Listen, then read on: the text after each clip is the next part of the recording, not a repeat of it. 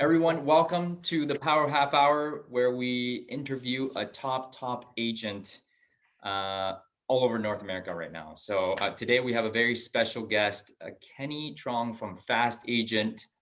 Kenny expanded his team from how many, Kenny? From 11 people to 105 agents? Yeah, you're right around there right now in the last 12 months. Well, and what was the volume last year? 169 transaction to 128 million? Last year, total transaction was the 169 deals with 127 million dollars in business. Wow. Well, congratulations first and foremost. What's the goal this year? We're tracking to do over 600, I think, this year, but it could easily be more. I looked at their roster, and only 45 of our agents have sold the house. So more than half our company have not sold the house yet. And this year we've closed 44 million, and we have about $80 million in contract. So it's a pretty good pace if we can do 80 million a month, and I think we can, just because we recently became a Zillow Flex partner, the first Zillow Flex partner in the East Bay. There's 3 more behind us right now, but we're the biggest one, and also we're growing geographically pretty fast. We have 3. Technically, we're working on 3 office locations right now in 2 cities, but we just picked up a 3,000 square feet office building last week where we're doing renovations. So ideally we have 4 large office hubs within our reach of each other, which is going to help us kind of grow into larger local regional markets. That's amazing, man. So you're kind of going back into the brick and mortar. Yeah, we're bringing the old school approach. I mean, we're at EXP is great, but is that echo? Sorry. Oh, yeah. Go ahead. There's EXP is great. We're a virtual world, but then people like being next to each other. They like the camaraderie. It's kind of hard to kind of random masterminds without hopping on the formal Zoom call. So we definitely are really into the brick and mortar, and I think also in this down market now is a good time to strike on properties because many people are giving up their businesses, so you can get a slightly better deal. For us, the better deal just means maybe like rent abatement, where we're not paying any rent for like half a year, which is great because it lets you kind of grow with a little more, with a little less risk into new markets. That's awesome, man. Well, first, congratulations on acquiring and expanding the team by 10x, like literally 10x, man. Obviously, we see this, 169 sales, 128 million, but people don't see the struggle. People don't see the years of work that you put in. So tell us a little bit more about how you started and when did you start? I started about 11 years ago. You guys getting the echo? No, I think it's just, yeah. Okay. Yeah, that's weird. Started about 11 or 12 years ago as an assistant. I worked for randomly. I used to put signs in the ground for this auction.com company. So I drove around maybe 40 hours a month, putting in stapling stuff in the garage doors and putting it down. So I saw tons of homes, nothing actually related to selling real estate, but it got me a taste of what was out there during the foreclosure crisis. Did that for about a year. Also did some random gigs during my first year as an active. Well, as I was studying for my license, I worked at Walmart for like Sony PlayStation, demoing games in the middle because I was much younger. Worked for a marketing company delivering lotions and sample nail filers, just all kinds of different things. Because during the crisis, there was no good job, so I picked up just a lot of different gigs I could find. And then it took me about a year to get licensed, and then took me close to another year to actually sell my first house because I wasn't really fully all in real estate. Wow, man. So Walmart and part-time putting signs in the yard, man, like tough times, guys. Like who started like this? Man, that's crazy. So it took about a year for you to sell your first piece of real estate. And then from there, what did it look like? Was it like a quantum leap right away? Or did you like grind through, 10 sales, 30 sales? I went to the Asian Real Estate Association America conference for first time in San Francisco. In the same month, I went to Inman News Real Estate Connect, not the full conference. I couldn't afford it. I just did the $50 first day thing, but there kind of learned and got to kind of know people and understand how powerful technology could be in business. Because back then, in perspective, like Zillow just came out, everything just came out. There was no online lead gen. programs. So it was just like hustle and cold calling. So I lucked out that year. I kind of learned like, oh, I can get an IDX feed. I was the first agent in my market in the Bay Area that I knew of that had an IDX feed. That was like revolutionary at that time. So I built that site. I paid a friend a WordPress site to build like $800 for a WordPress site. And then I used to put my brokers, he's an REO broker. He's a like top 3 agent in my city, working with Fannie Mae, Freddie Mac for foreclosures. So I put all the listings on Craigslist, and Zillow, you had to manually input. There was no feed. So and then I would redirect that traffic back to my website. So that was one of the early ways I got a lot of business. And then the auction signs that we stabbed in the ground said foreclosure, call REO, whatever. I used to staple these free Vistaprint business cards, the generic ones, right? The no cost one, and staple them to the back of these signs. So when people walk through the house, they couldn't see anything. Let's see it back, they might see a business card. So I picked up like random business and different ways to just get in front of people. That was kind of a little bit unconventional. But when I started doing that, within my first 2 months of actually selling real estate, I ended up selling about 7 homes and finished my year pretty strong with 24 homes sold in my first 9 months. And then next year I did 25. And by my third year, I did about 50 transactions a year because it's consistently for 2 years straight as the number one buyer's agent in my city for unit count. But it was just literally just, call, email, drive around. Because people weren't really selective on their agents as much. There wasn't many options. There was no social media. It's old school tactics. If you take away marketing on that, like it's really hard to get in front of people, especially in the foreclosure. So I just knew how to just get in front of people, and I did pretty well. I started a team my 4th year in the business, and that thing sucked. I left 5 people behind, joined a new company. I was like, I don't want to do this team thing. It's stupid because you can't get people to work. And then started my 5th year at Climb Real Estate, and then didn't want to do a team, but people started reaching out to me. And that year I won the Inman Award, which put me on the map. And my company won the Inman Most Innovative Award, also put them on the map. So that synergy really helped me grow my brand within the company. And the company ended up bringing on maybe another 15 people the next year. Mentoring, not a team, but just mentoring people into my company. That's awesome, man. But so I want to back up a bit because everybody thinks that building a team, it's just like a one-step process. Me from an individual agent to building a team, but you actually did it, and then you thought you failed. Yeah. You said, forget this whole thing. And then what had you go back to building a team again? What made you confident again about that? So the second iteration of the team, my 5th year in the business, it was more like a mentorship thing. We didn't even have a formal name or anything. I was like, originally my team was called Team Fast Agents. It had this house logo with this wind behind it. It looked cool at that time. Like looking now, like it looks absolutely nothing I would actually ever use. But we kind of like went to mentor. I had a mentorship agreements with everyone. So they came on, we taught them stuff. There's some Zillow leads, and they pay a split on it. Like it was just learning that. The second year was more mentoring, but then that thing started collapsing. You bring people in. I was like, oh, I'm going to do this many deals and this many agents, 30 agents. And then like it started collapsing because running a team a lot of times is babysitting because the newer agents, I literally seen 3 agents cry in one year because they were sad about an escrow or something. And I don't really have the capacity to deal with all that. So my assistant helped me a lot of that.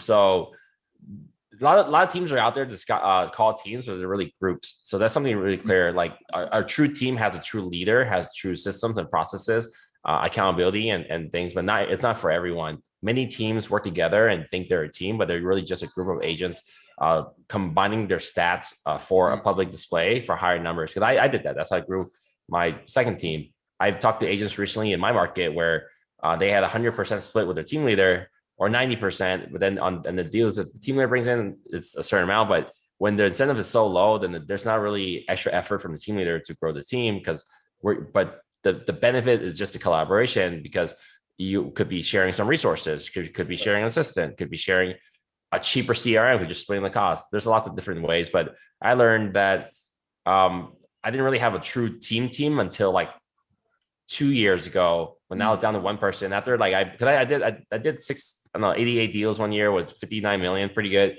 But then I always had partners. So I knew very clearly it was not a team. Like, hey, you do a lot of business, I did, but let's just do some deals together. So I did that rotating with many agents in my company. So I was able to build a sustainable business even without having a formal team. But I really started my formal hashtag team fast about 2 Januaries ago. So and 2 January goes, I had like 2 agents on my team. And within that 1 year, I brought up to 10, and that was a true team. mostly all brand new agents because it's easier to bring on a team. Because when you're talking to kind of people in mid tier, there's a lot of ego, like, oh, well, I want my name on this and this, and versus just trying to actually make an effort to collaborate and do more business together. So my first successful team was a year and a half. Sorry, 2 years ago. My first time building like a really true, like, this is our team. Whatever I say is go. This is decision making and this and that. Yeah, I mean, it looks very successful, man. Like 105 agents. So tell me, how did you go 10x? I mean, what had you scale so fast? Because I'm struggling right now to go to 10, right? And It's 4 years just from just being seen. It actually is. I mean, you guys, it really is simple. It's just a lot of hard work. And I'll give you like the breakdown. Last year in March, we had lockdown in America. I'm sure many of you guys had Corona, like actually less than a year ago, technically. right. Coronavirus came. Actually, I'll go back even further. In January, my company shut down. I've been with 5 years, shut down at 1 day notice. Wow. We had to shop. We shopped 17 different companies in 10 days. If I mean count weekends, so it was 8 days. So got in front of 13 face-to-face brokers, and then we went through a lot. We met up again, asked the company agents. So we decided EXP. And it's like EXP was the crappiest brand out here, so I picked it as an opportunity. But we signed office space to start on February 23rd. We got into our office. I was there for 2 weeks. I went on vacation for 2 weeks. Came back, shut down. So like it was just 12 of us, nothing was going on. So during the shutdown, like it was pretty bad. I remember toilet paper and like nothing was going on. You couldn't show homes. Everyone was actually pretty terrified. During that time, I how we're doing it right now. Somehow I got added on about 35 webinars. So I spoke on 35 Zoom webinars. But then after the first 2 I spoke on, I started putting together masterminds. So during my course, if it's on, everything's recorded on YouTube. I put together about 33 to 35 masterminds with all top America agents, top Alameda County agents, Contra Costa agents, California agents, all top team leaders. So you talk about team leaders that did tech panels and team leaders.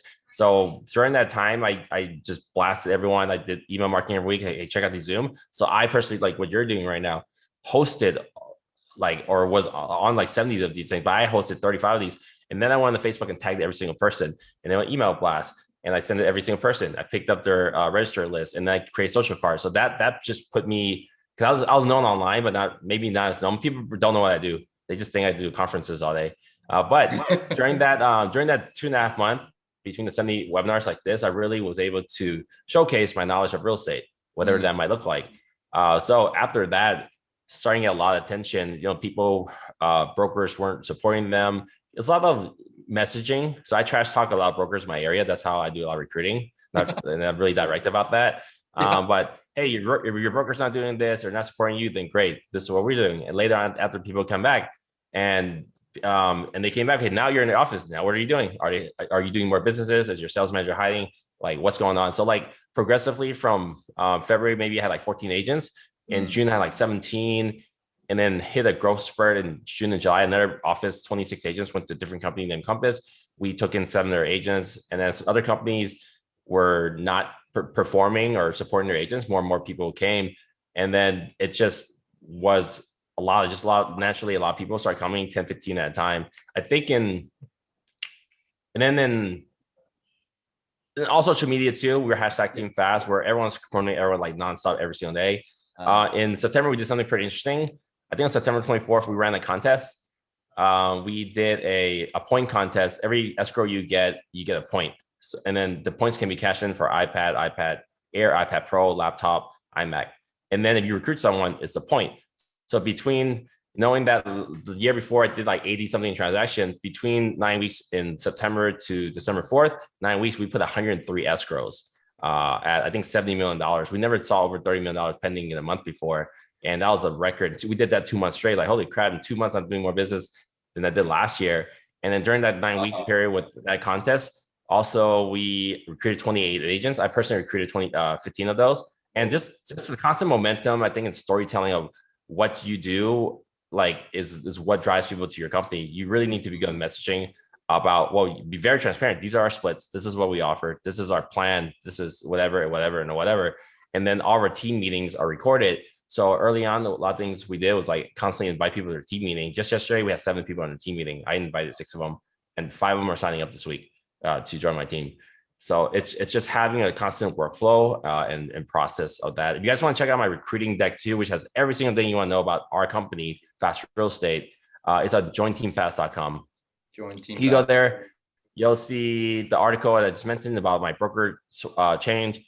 Our splits, our roster, having a big roster list is really cool because when people look at our company, they can see everyone's name, when they joined, what company they came from, and then the phone number, email address, Instagram handle. So early on when we were smaller, it was like talk to everyone on our team. But now we have that list. They're probably online looking at 100 different Instagrams. Like, wow, these people are having fun. So it's actually gotten easier and easier to bring on more people because the messaging is strong. The message is stronger. That's amazing. So really, in short, it's to be seen, and you hashtag everything. You're doing webinars. You're just doing a lot to attract all this attention. Now, when you get all these people in, right? I want to ask, how do you get everyone to be productive and motivated? 105 people. How do you do that? That's a challenge too. We don't have any sales quota. And when we tell people to come on, like, what is it that you want? So I do have a direct, during the course of this growth too, like I only had an assistant up until Jen, me and my assistant, we were like slammed recruiting calls, onboarding, marketing, my files, like everything, training. So our next hire after that was our sales manager. And in, I think June, July. And then after that, 2 months later, we brought in a trainer. And then a month after that, we brought an onboarding person and a marketing person, two virtual assistants. But now the sales manager is now the director of sales and coaching.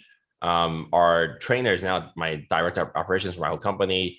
My marketing specialist is now my onboarding specialist and my director of partnership. So you got to evolve the company, as you say, and not be afraid to break things. With the accountability, we've been adding more and more. The team meetings are a big deal. Every Tuesday, we have 75% attendance. That's a lot for given the size of the company. Where we hold each other to the wins, losses, to talk about that. But lately, we switched over to a slide format to talk about wins because there's a lot of raw. Meetings were getting too long. We just got Zillow Flex, which is a lead program. So every Thursday morning, we have a half-hour meeting with our Zillow Flex team, existing members, and then an hour and a half later, we have another meeting with people who want to be part of the team. And for them to be part of the team, so our agents, we're pretty big on lead flow. For our agents to even touch a lead, they have to go through rigorous training, which is you must understand the buyer's contract. It sounds easy when you have new agents, you guys don't fully understand the buyer's contract yet. You got to know the buyer's contract up and down, be able to present it over Zoom with using our our Canva template. And then after that, you can qualify to work on our new leads, but to work on new leads, you got to pound out the phones on the old leads. We have about 5,000 leads on the lead pond. To work the new leads, you have to learn the Zillow Flex script. So if you go on my YouTube right now, there's 40 audition videos. Then you got to learn the Flex script and perform it really well. And then you get a chance to kind of, and a couple people have auditioned a couple times and still not passed yet. And then you can get the leads. So it's just having a clear path on what that looks like. So the accountability is built into, hey, if you want our leads and opportunities, then you need to be accountable. So if you don't do it, then that's fine with us. Because the way I'm seeing how I'm building out my company, the overhead on every agent is maybe like $50, not crazy. So it sounds, we're not just recruiting for fun, but if an agent came and only did one deal every 5-6 years, it just breaks even. So, and this was, remember, we're also in the virtual world with no office space, right? So the office space I'm getting, which I'll talk about later, is like new. So we've been able to do this $80 million deal this year with just two small co-working spaces, and we have a frat house, just 3 spaces. That's awesome, man. Wow. It's amazing how you've been able to do that. So build out some training programs, and if they want leads, they got to go through this training program. That's how you hold them accountable. Got it. And then we have a pretty, maybe a 35-point onboarding checklist. It's so simple as sign up for this website, sign up for Zillow, sign up for Real Scout CRM, make sure you upload your photo, your file. It's just point by point, checking everything you need to do, and then learn this presentation and do that. So our agents come in, it's kind of like a factory of agents coming in, and we get them producing really quickly. I think that's the disconnect where brokers can't support agents, because that's holding them accountable. And most broker offices, traditional franchises, are in the business of helping some agents, but also collecting monthly overhead, because that's how they pay the bills. And everyone's producing, right? For us, we don't take on too much overhead, but when the agents come on, if you want to be successful, you get all these done. That's really more like a team thing. So we run a really weird model of like being a hybrid team and running like kind of like a broker. Yeah, I got that. I got that. Man, so really it's working on systems. So how much time are you spending right now working on systems and working on team versus actually selling real estate yourself? It's shifted a lot. 2 years ago, I went on like 130 list appointment, maybe 30 showings that year. Last year, I think like 100 something list appointment, maybe 20 showings. This year, I've done 2 showings. I've been on 15 list appointment, but it's really shifted. The way my calendar is stacked too is by default, everything is, if I have something in blue is money making activities like interacting with the client, a listing appointment, a showing and so, but there's very little blue in my calendar nowadays, except like some calls here and there. Most of my calendar is green. Green is building my business. I'll probably say 80% of my business, my calendar is green. Is webinars, training, all the meetings, the coaching calls for my team. I have 2 different coaches too. I have on the coaching call. Recruiting, I'm probably on 10, 15 recruiting appointments a week. I've done like 70 this year already. And I take recruiting pretty seriously, mostly for my team. Like I'm on LinkedIn, I'm on Instagram, I'm talking to people, I'm on Clubhouse, filtering people to my Instagram. So most of my time is built on getting in front of agents because I think that's the highest ROI activity as a team leader. Yes, absolutely. So the more you scale up, Kenny, it seems like the more you're working on the business and less working in the business. Yeah, that's how it should be. If you guys are, it's leveraged, right? If you think about like if you're on the listing appointment, which is ideally the highest R for most agents, the highest ROI activity, that could be a couple dollars an hour. You bring a partner agent to work with you on that. I actually do not work any deals by myself. If you work with a partner agent on it, they're probably making a couple $100 an hour, which is a lot of money. But then we have our assistants prep our listing presentation together. They put together a spreadsheet, the digital stuff, the brochure, the postcard, the draft agreement, and they get paid $50 an hour. And then if there's some surround tax, maybe one of Versa assistant tackles it for like 5, 10, $15 an hour. So the whole point is like wherever you can, you want to push that your task down lower for leverage. But for me now, like now that I'm mostly in team building, my time should be spent bringing in more agents to try to help them be successful in my network. And then that's the highest ROI. Because I mean, honestly, yesterday I actually recruited 5 team members. That was my best day ever. And I had 3 meetings, 5 commitments. I had 5, 6 meetings in the last 2 days. They are coming over, and then my calls are usually like half an hour, 45. So it's really just the streamline. Because then they come in. We also have a Slack channel, the kind of workplace by Facebook. Like if you guys are with EXP or Compass, our Slack channel is like really, really busy. There's stuff in every day. Every training I could find, like this I consider would be a training or someone else webinar, I pop it in there. So we put them into our Slack channel, and they'd see every marketing asset we have. I record many of my listing calls, buyer calls, phone calls. I dump them in there. So our agents come, they learn really quickly, self-serve learning. So for me, it's just funneling them into Slack and waiting for them and putting my team meeting and then convert. That's just our my flow of getting agents into our company. Wow. Hey guys, so if you're looking to leverage up, you got to focus on the dollar per hour. That's whatever's highest for you, right? So really calculate that and know that, if you're working in the business, you're actually losing money as a team leader. A lot of times, I'm learning a lot today. Thank you, Kenny.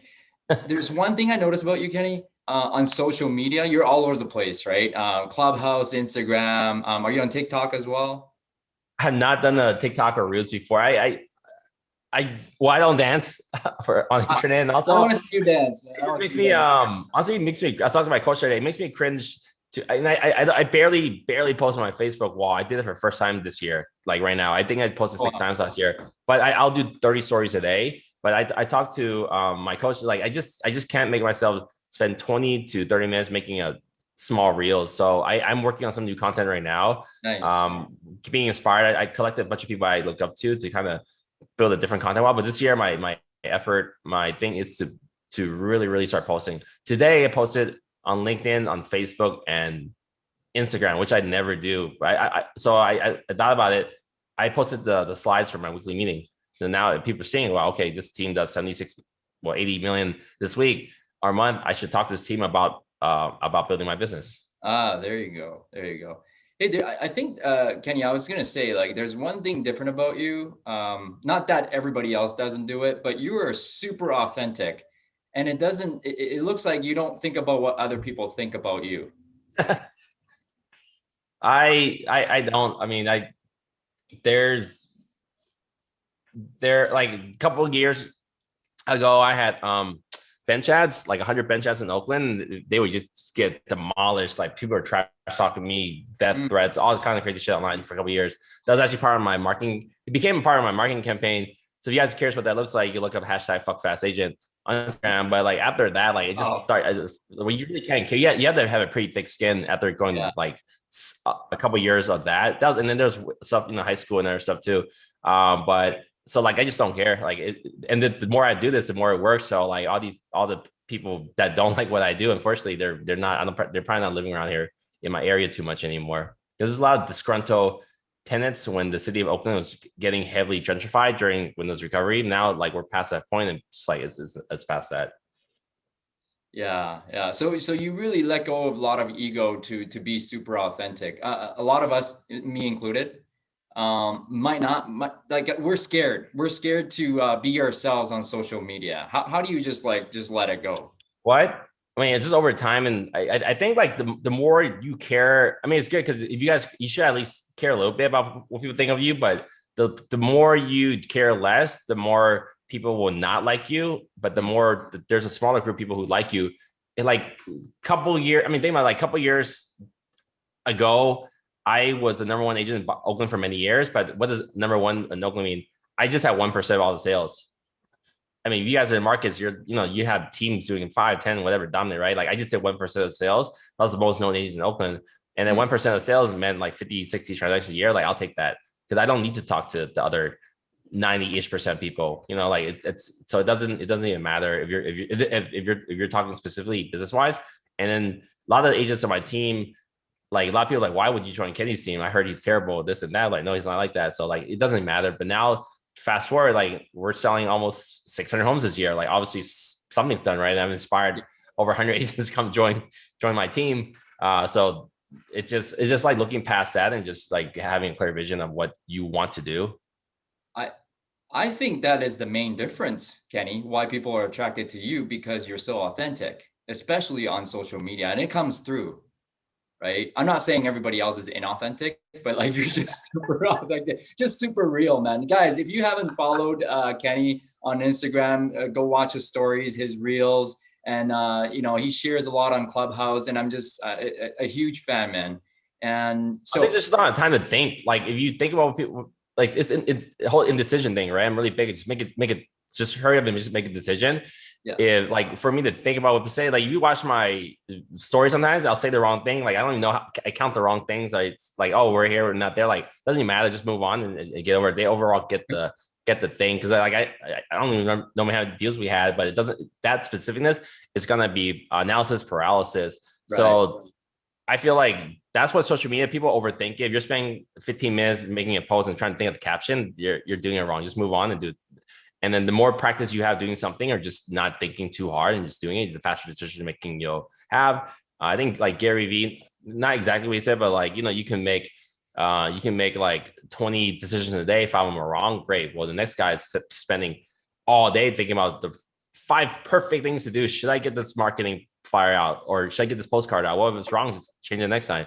But most people just don't get things done because they're spending all the time thinking about it, rather than just make a mistake and move on. You are really fast agent. Like you guys notice how fast he's moving all the time and how fast he's talking, man. Kenny fast for sure, man. Kenny, what drives you? What's driving you to this like massive success this year? 600 million in sales. What's driving you today? Honestly, it's fun. People ask like why, so why not? I don't have anything better to do. Like I've always been like into tech, social media since I was young. Like I had my first computer at 5th grade, and I was on there every single day building out websites and stuff. So like I just like new. Like I get really bored of just thinking about the same thing all day. Like right now we're trying to implement all this new tech stuff that it's a burden in my head, but I enjoy it. We're trying to launch Local this month. Google ad services. We just built a contract with Ad Phoenix. Ojo Labs we just signed up for, and I haven't done any of it. Like it's like pieces of it, and we're just pushing. And so I just like constantly having something new to touch and feel and do. It keeps exciting. That's why landing in this company, EXP, has been crazy because I get to do all the stuff I want to do without dealing with any of the stuff I don't want to do. So it's just whatever. I don't know. To me, it's just like, it's just fun to do something different. And when you're doing it, and you're bringing people along for the ride. That's extra fun, right? Now, 100 agents that can support and grow their businesses and grow their social media using my playbook, is that, I think that's super exciting. And then you're also leaving a long legacy behind of what it is that you're doing. Definitely, man. You build a huge legacy already, man. Congratulations on all the success so far. Any last words to give us some advice for 2021 to have us succeed this year? Just, I mean, honestly, just have a list of things that you want to accomplish and just go for it. Like, you might break things on the way, you might screw out, you might be pissed, but like, you really need to like get out your comfort zone. I think I know last year, where, you know, a lot of people are high risk health wise to go work, and some people just took early retirement, not in a bad way. It was just time, like, they kind of like restaurants and stuff, that like, you've been doing this for a while, just because you are like, why not just take a step back? So last year, many agents have stepped out the business. You'll see the number. Last time they crashed 30%, agents were gone. I think this gonna happen this time around. Now it's giving new waves for people who want to work harder, and because there's opportunities out there. So you just gotta pick which boat you are. Do you want to wait and see? Which last year, I'm sure you've seen people, oh, I'll wait to COVID, I'll wait to this, I'll wait. Or do you want to just take action? And we took action, and our success shows, and we're with the momentum, we're ahead of everyone. And I think that's possible for anyone in their market to push forward a little faster than anyone else. Dude, well, words of wisdom, man. Guys, from what I got is move faster, take a lot of actions. And that's how you get to the 10x success that Kenny has. Kenny, thank you so much for today, man. Everybody got a lot. So, man, how do we send you business? And, you know, if whoever wants to follow you or join your team. I'm on, I'm literally on Instagram every day. I don't really use any other platform. This is the handle. Let's see. Did that work? Perfect. Yeah, cool. I mean, awesome, man. That's great talking to you guys. Have a great day. Thanks again. All right. Peace out.